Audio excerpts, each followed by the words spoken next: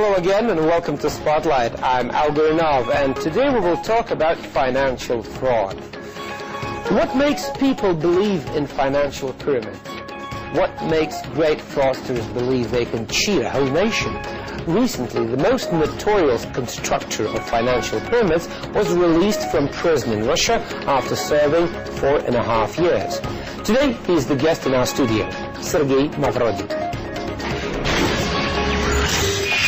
Sergie Mavrodi, the founder of MMM, a notorious pyramid scheme which left more than 1 million Russians without their life savings, has recently been released from a Moscow detention center. Mavrodi, who is believed to have diverted some $1.5 billion worth of private investments through the scheme, went into custody pending trial in 2003. However, he was formally convicted of fraud only in late April this year. In 1994, MMM reported dividends of 1,000% annually, which according to analysts succeeded largely thanks to a massive advertising campaign with soap-like television commercials telling the story of a man on the street who turns into a millionaire after putting his modest savings into MMM shares. Mavrodi was jailed for tax evasion after the MMM pyramid collapse in 1994, prompting thousands of cheated investors to take to the streets in protest. But he was released the following year to run for parliament. He secured immunity from prosecution by winning a seat in the State Duma, only to lose his mandate a year later. He then went into hiding and the police spent 7 years trying to track him down before his arrest in 2003. Hello, Mr. Mavrodi, and welcome to our program. Hello. Tell us, now that you have been released, does it mean that the state has no more claims against you? Well, let me clarify this. The sentence will come into force after consideration by the Constitutional Court. Moscow City Courts will consider my case according to constitutional petitions on the 11th of July. So you're going to appeal? It's not my appeal. The appeal has been filed by hundreds of investors. These people believe that I've been badly treated. But this is your side. It's not my side, rather it's the side of the complainant. The prosecutor's office hasn't appealed. After that, in accordance with Russian law, the sentence will come into force. And what are the requirements of the investors who have filed the appeal? They're basically not happy with the payments. They believe that the court hasn't satisfied their claims. According to the court, their claims has been considerably exaggerated. Exaggerated claims mean another hearing. Does this appeal mean the claim is against you or the state? Those are the claims against the court's decision. They're demanding it is overturned. Against the court? Yes, against the court's decision. They want it to be overturned. If it is so, there will be another court involved in a new investigation, and I may have to go back to prison again. So they require the continuation of the investigation to your case, which means that you may theoretically go back to prison. The majority of them are demanding a new court hearing, and this constitutional court may overturn the decision by the Chertanovsky court. As far as I understand, the investors being referred to as the ones deceived by you were on your side. When you were going to prison, they all walked around with posters saying, "Let Mavrodi out and he'll return our money." They believed in you, and now they may be the ones putting you back in prison. Is that right? You see, it's a paradox. There were 10 million investors altogether. Of course, they were all different. Some were for me and some were against me. You can't say that they all were against me, as the story is often presented. They all believe they've been deceived, but you can't say that all of them have. And what's the majority's opinion? It's difficult to say. There are those who have lost and those who have won. I see. Those who have won are happy and they keep quiet, and those who have lost, they show their protest and outrage, and that's why they're more noticeable. What are you going to do now? It's been just a little while since your release. Apart from your short-term engineering work, as your profession, you've been busy with your enterprise activities. Are you going to continue with this? I really don't want to make any plans under such uncertain circumstances until the 11th of July. I may end up in prison again. Until the court hearing takes place. Yes, you see, it's difficult to make any plans in this situation. You could spend all of this time making different plans and then find it very difficult psychologically to cope on the 11th of July. Will you continue with your business for now? For now, I'm waiting for the 11th of July. In future, as I've stated many times before, I'm going to deal with the investors' payments, with the search for assets, and so on. And now let's take a look at the history of the financial pyramid known as MMM. Natalia Khokhlova reports. MMM, a familiar acronym for many Russians and probably the largest fraud case Russia has ever seen. At the end of the 1990s, the Russians had no experience with joint stock companies, and a few understood how they worked. At that very time, Sergei Mavrodi and his partners established MMM. Manipulating people's ignorance and their desire to get rich quick, he founded a company which in fact was a huge financial pyramid. After a massive advertising campaign on a national TV, the Russians started to buy MMM shares. Millions of people got involved with the network, with many investing everything they had. Mavrodi was even elected to the Russian State Duma and received political immunity from prosecution, but just a year later he was stripped of his status. When the Russian tax service eventually decided to take a closer look at MMM's activities, Mavrodi dropped the share price 100 times over and stopped paying dividends. The financial pyramid collapsed. Mavrodi claimed that he had been persecuted by the authorities, and thousands of cheated shareholders took to the streets demanding the government leave MMM alone. In 1994, Mavrodi was charged of concealing of taxes and taken into custody, but soon after he was released due to the help of MMM supporters. For nearly a decade, Mavrodi hid from the Russian prosecution service. He was arrested only in 2003 and sentenced to 4.5 years in prison with a $400 fine. He was also ordered to pay back 20 million rubles to shareholders. Recently, Sergei Mavrodi was released from prison, but even now many of the shareholders believe he isn't guilty, including Mavrodi himself.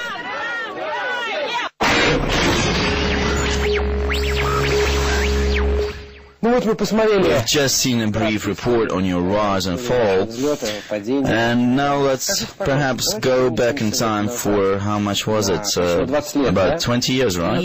13. And let's go back to the beginning of the MMM enterprise. Do you mean the shares issue? I mean in general. As far as I remember, there were 3 of you involved, you, your brother, and his fiancée. No, it's a total misunderstanding. It wasn't my brother's fiancée, it was a third person. The thing is that... Why 3 M's then? Well... 2 M's for Mavrodi. Well, you see, the first organization then was a cooperative enterprise. It required at least 3 people to organize it. I was unable to do it on my own. I basically needed 2 other people as a formality. The third person's name just so happened to start with an M. It wasn't my brother's wife. She wasn't even around then. That's how the MMM name came into being. Did it start during the Soviet times? No, as soon as the cooperative enterprises were allowed, I think in 1990 or 1991. That's how MMM started. At first we were dealing with computers just like the others, then with the shares, then the MMM investment fund was created. By the way, it's the biggest one in Russia at the moment. It still exists. There are 10 million investors as well. On the 1st February 1994 the shares were issued. That's when MMM started, actually. Right.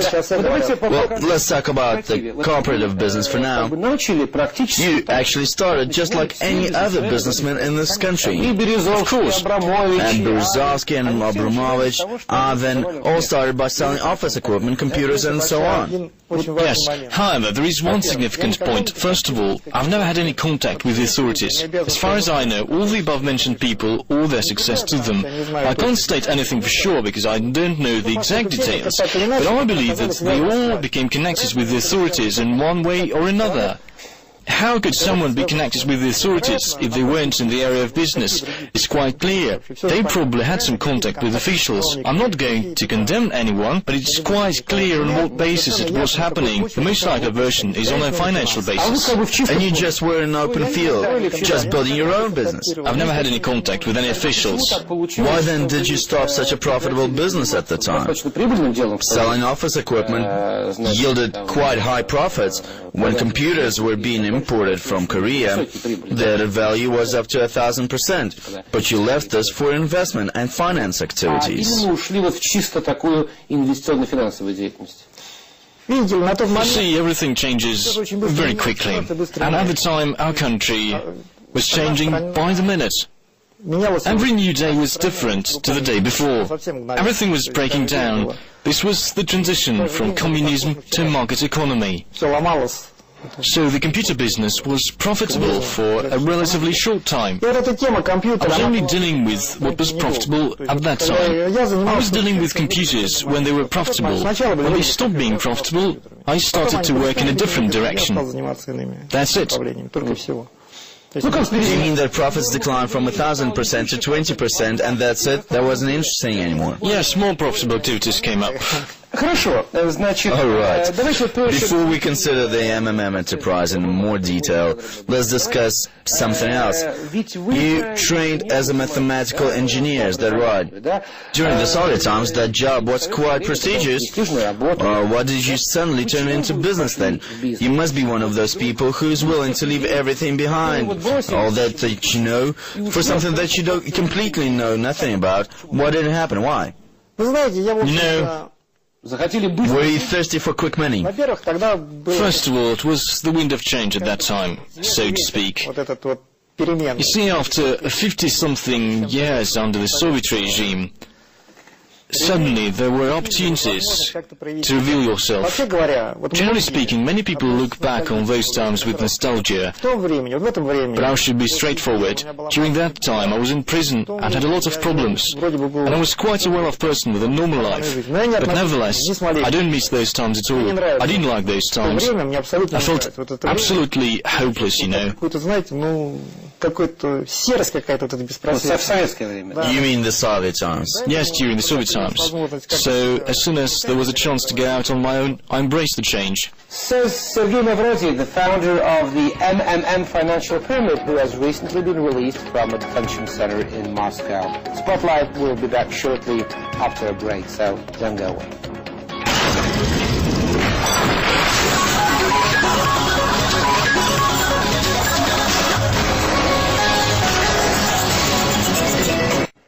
Welcome back to Spotlight. I'm Al Gurnov, and just a reminder that our guest today is Sergie Mavrodi, the founder of a financial pyramid who has recently been released from a detention center in Moscow. Mr. Mavrodi, you were a mathematician during the Soviet period, and you had a hard time. Then business was made legal, and you got involved in it by selling computers. And we stopped at the moment when you decided to create the MMM enterprise. Let me ask you a question. Had you initially planned it to become a doomed financial pyramid, so to say, for default and bankruptcy, sooner or later? This is nonsense. Everyone calls it a financial pyramid, but nobody knows what it is. There is no such concept. What do you mean? Give me an example. They're used everywhere. They don't exist anywhere. There are no laws for it. But they exist in reality. Well, they're used in conversations, but their meaning is decoded in some way. Or ask any expert. They won't be able to give you a clear answer. There is no such concept. Let me explain what I mean by the concept of a financial pyramid. The investor's money is taken at a high rate of interest. The number of investors grows, the payment to the previous investors is paid back using new money and new income, and as it expands, at some point the money for payments runs out. Well, any bank or financial structure could match such a definition. But bank deals with loans and different types of financial activities. They take money with one interest rate and lend it with a different one. They make money on the financial markets. Imagine that a bank has only two investors. They both arrive on the same day. The bank pays the interest rates, and then one of them wants their money back. No, if investors take everything away, bank collapses. Yes, but why could it collapse if it deals with investments and financial activities, as you call them? The pyramid elements, as they call them, exist in any financial structure to some extent. They are initially built into it. But talking about me specifically, they keep blaming it for this pyramid. But what pyramid can talk about that? What kind of pyramid can you talk when investments are being made in real assets? Well, no, it's rather more philosophical concept. US dollar is considered to be a financial pyramid, by the way. Why do you think that real assets are not secured? Alright, when you initially created this MMM investment and finance company, you didn't mean it to be a fraud. You didn't have the scheme in your head on how to collect the money, and then... Of course I didn't. Please note another point, which has been neglected the whole time. The complainants showed up only after the state has interfered. Until this happened, there were no complainants. Everything was going perfectly well. So the statement about the financial pyramid was invented by the state, even though it hadn't broken any laws at all. It was a private company which worked. It wasn't breaking the law. And then the authorities suddenly interfered in spite of their own laws. And what they were afraid of, was it you being too wealthy? In that situation, I became too wealthy and I became too big. A really large structure cannot coexist with the government. There shouldn't be a situation when someone can call for a referendum or remove the government altogether. So those papers carrying your picture, which were shown on TV, were turned into another currency in the country, is that right? Practically, yes. And you became a parallel state bank? That's what essentially happened. Our points were in every corner, and that's what's really happened. And you could have come there. Many don't remember how MMM worked. They all believe that I took the money and didn't give it to anyone back. It's complete nonsense. You have returned the money to some, but not to everyone. But you were going to return it, is that right? I don't remember everything, but millions of people were buying your papers, and your debt was growing geometrically. No. How were you going to earn the money to pay it back? You were not dealing with oil or gas. What do you mean I wasn't? Both oil and gas, I still own 8% of Gazprom's shares. Gazprom shares, mind you. And there are lots of other oil companies as well. If you consider me from the point of view of that pyramid, this is the answer to all of your questions. All the questions. What do you mean I wasn't investing? I was in oil and gas. So you insist that you had a certain scheme which would allow you to pay back the investors?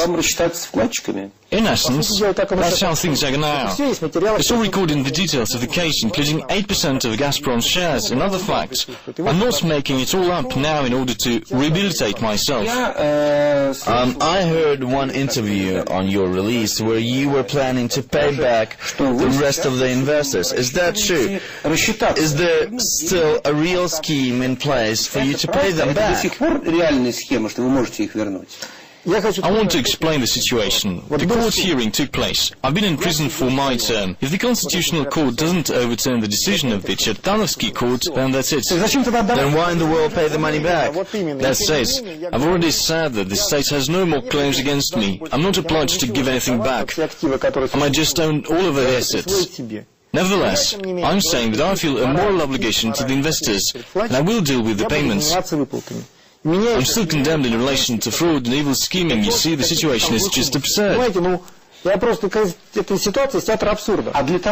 in case everything goes well with the court hearing, you will have to go back to your business in order to pay the money back. Or do you have the money hidden somewhere, perhaps? It's not hidden, it's in the business. You see, the situation is absurd also because all of this information is included in my case. Those Gazprom shares are registered with certain people. All I have to do is take the money and pay it. Will they give that money back? There are contracts with them, and they have to be dealt with. I'm not trying to make it look better. I'm sincere when I say that it was a long time ago. There are such factors as human greed and integrity. There will be problems with some people, but it's quite obvious that there are hundreds of these people. Some will give, some won't. So you don't see yourself as a fraudster. You believe you're a businessman who became a victim of circumstances. Not of circumstances, but rather the state which destroyed everything. Again, it's all in the details of the case. There are direct reports from local administration officials to President Yeltsin on how work was ongoing to destroy MMM. There was an advanced government session. The deputy Mitrofanov, a public figure, could verify this for you. At that meeting, all of the ministers, including even the defense minister, Mr. Grachev, were a force which spoke negatively of MMM. You know, it's like a criminal gang. When they kill someone, every one of them has to stick the knife in. The state deliberately destroy the structure. However, if someone today says that Sberbank is fraudulent, they would be gone the next day. Well, please tell me, if to make a structure like that today in Russia, would it actually work? Of course it would. And not only in Russia, but in any country. So you mean that people don't change and keep making the same mistakes? Mistakes have nothing to do with it. If you give the money for free, who isn't going to take it? Well, no one gives money for free in other countries like France or Germany or Andorra. I don't really want to discuss it, even though I could say a few things about France or Andorra. Don't their laws provide for this? They provide for everything, and it's it's as easy as it is here. Why? You said that you've never been abroad. Why don't you go to, say, state of Belgium, for example, and start a similar scheme there? I have to wait for the Constitutional Court hearing first, and then I might think about Belgium. But have you thought about it? Let me assure you that in Belgium it would be even easier than here.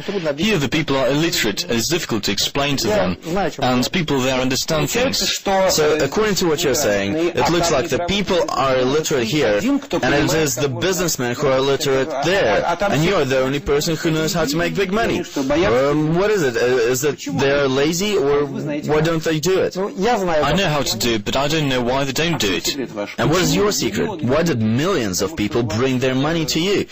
Did you have a successful actors in your ads? Seriously speaking, I believe that any large business should be done only on your own, and everything depends on your personality. I sincerely think so. The answer to why people brought the money, as that I was able to do it, there is no other answer. If there was a recipe for success, everyone would do it, but they don't, even though many want to. What exactly were you able to do? You create such a structure. Okay, it's easy to create something, just collect the documents and file them. Not at all. So what was the most difficult? Was it to persuade people to agree with the authorities to find money? What? Everything was difficult. Okay, for example, when I see the guys at the market play the cups, their main secret is to move the ball from one cup to another. So that is it. Well, it's fraud. Yeah, well, I know, but their secret is to know how to win. So what is your main secret? You say that you are unique. Is that so? I think it's a combination of qualities, really. I'm trying to answer sincerely to you. That's why I just don't give a simple answer. I think about your questions, and then I give you an honest answer. It must be a combination of qualities. If you follow the development of any successful enterprise, you'll see there is one successful person in charge, as a rule. Does that really mean spending 5 years in prison? You see, there were other options. What's 5 years? It just happened that way. The authorities were really treading a fine line. In 1994, when I was already in prison, I knew that 100,000 people gathered outside the building on Petrovka Street, yelling my name so loud that the walls were shaking. I knew that when Lawrence would come tomorrow, I could start a civil war, just order them to attack the Kremlin. You're saying you were able to start a civil war in the country? Of course. And how many people would follow you? Imagine that 10 million investors had family members. Do you remember what was going on in Moscow at the time? Do you think that about 30 million people would take to the streets for you? Of course not. But even a percentage of that number would be a large amount. Do you remember? Did you see the reports? So you could have brought hundreds of thousands of people onto the streets, and why didn't you do it then? I didn't want to. Weren't you brave enough? You can't talk about being brave here. But you're a businessman, which means you're a player. It would mean blood being spilled. I didn't want freedom at that price, it's true. I decided that it would be too high a price, but a lot of people would have done it in my place, even without thinking. When the authorities started the whole thing, they had no idea that they were playing with fire, but I decided not to do it. And do authorities today realize that you have saved them from a civil war? I don't think so. As you know, if I start paying back, there will be more problems. They say now that I'm a fraudster because I haven't paid the money back. And if I do pay out, I will become too powerful a political figure again, and the problems may start once again. Well, thank you very much. Thank you for being with us, and just a reminder that our guest today was Sergie Mavrodi, the founder of the MMM financial pyramid, who has recently been released from a detention center in Moscow after serving 4.5 years. And that's it for today from all of us here. We'll be back tomorrow with more. Until then, stay in Russia Today. Take care.